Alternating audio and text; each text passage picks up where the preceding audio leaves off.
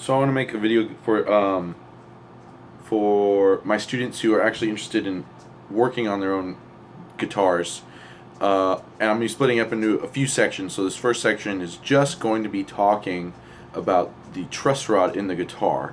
So there might be a lot of people out there who have no idea what a truss rod is, and that a guitar has one. So to explain, first we'll see that there's a little cap on this guitar right in this location. I can take that cap off by getting a little screwdriver, and taking it off.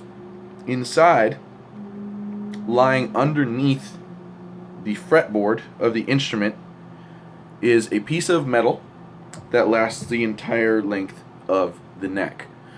Some acoustic guitars you'll find are actually inside of like the the reverberation hole, basically, right? You'll have to put a truss rod and get your arm inside of that hole to adjust the truss rod tension. So the truss rod tension actually counteracts the tension that your strings have. So this is a very small piece of wood. The neck is a very, very small piece of wood. And so naturally, over time, wood will bend. And so to stop that from happening, they put a piece of metal inside that actually has an adjustable amount of tension to push against the pull of the strings. So when we're talking about, setting our guitar up and making it play faster, feel better, all these things, the first variable that we must consider is the truss rod. For me, I choose to push at my very top fret and my very last fret. If you have a shorter scale neck, right, you might be touching down on maybe like a 23rd fret or something like that, 22. If you have longer ones, you might be hitting 24 even. And so depending on where it is, you might want to back it up maybe to 24th. But for just generalization, just very last fret and very first fret. That's all you really need for your measurement. And so I begin, and I'm going to push down on my frets. Oh, I better do it like this. So I'm going to push down on my frets. And if you guys can tell, while I look in the center of the neck, I can notice that there's actually a large gap. It's not terribly large, but it's much larger than I want it to be. If I were to give you a measurement, because it is kind of an eyeball thing that I do, I would say it's 0.5 millimeter. Basically get it as close to straight as possible without being straight. So it's a very, very, very small fraction of distance between. And so normally where we're going to be looking for the gap is around the 5th to 7th fret. This is where most truss rods are very strong in their tightening or releasing ability. And so when you're looking at this, go ahead and look at either the 5th or the 7th string or fret and look for the distance there. I will begin adjusting and then checking it from there.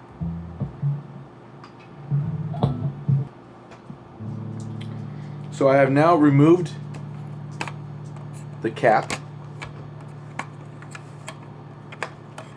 that sits on the top of the instrument, and now I'll be able to access the truss rod with a tool. So if we go ahead, we look right here, you can see that there is now a hole, visible hole that I can get to. Now, as far as getting tools that you will need to be successful at this adjustment, I've sadly found out that you need both metric, this one's actually metric, and imperial unit hex wrenches, or if you want to call them Allen wrenches, go ahead. Either or is fine with me. And so the imperial is going to be based off of the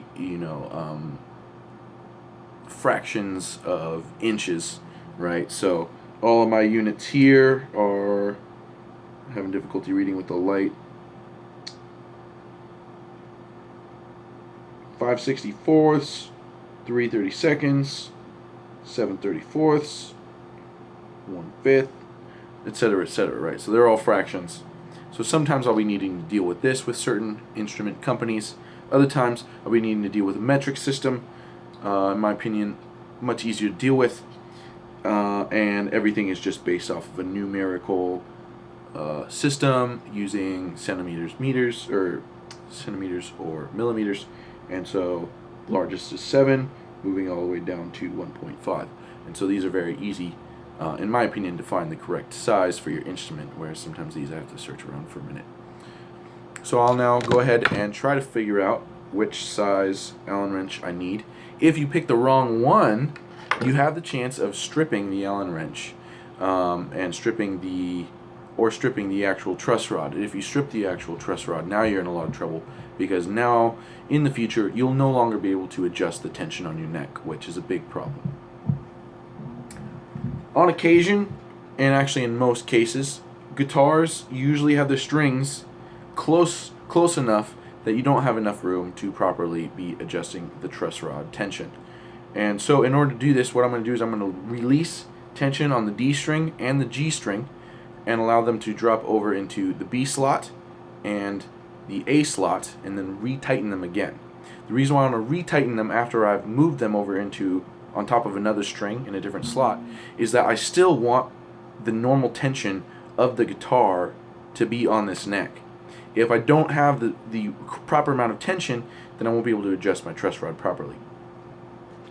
Now at this point, I've gotten the guitar back into tune. However, as you'll see, there's a lot of space now at the truss rod location, and I'll be able to adjust the guitar accurately without any issues.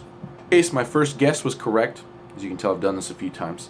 So in this case, this guitar was using the metric hex wrench size 4.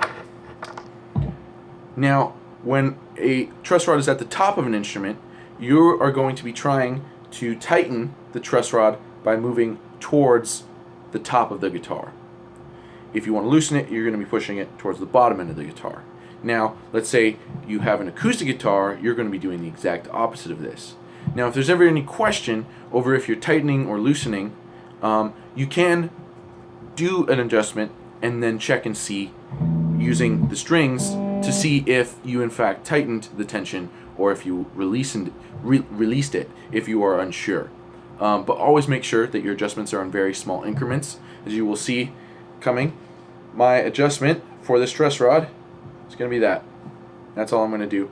We're going to see how much of a difference that made. At this point, I'm noticing that it did make a difference, but not a very large difference. So I'm going to go ahead and do another fraction of a turn.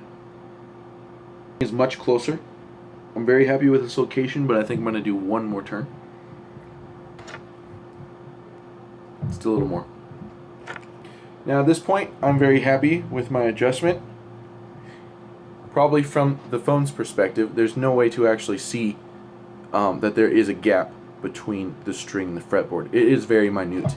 However, if I take my hand, I can still make the gap in between the two places that I'm holding ring, which is exactly what I want. It's just barely bent.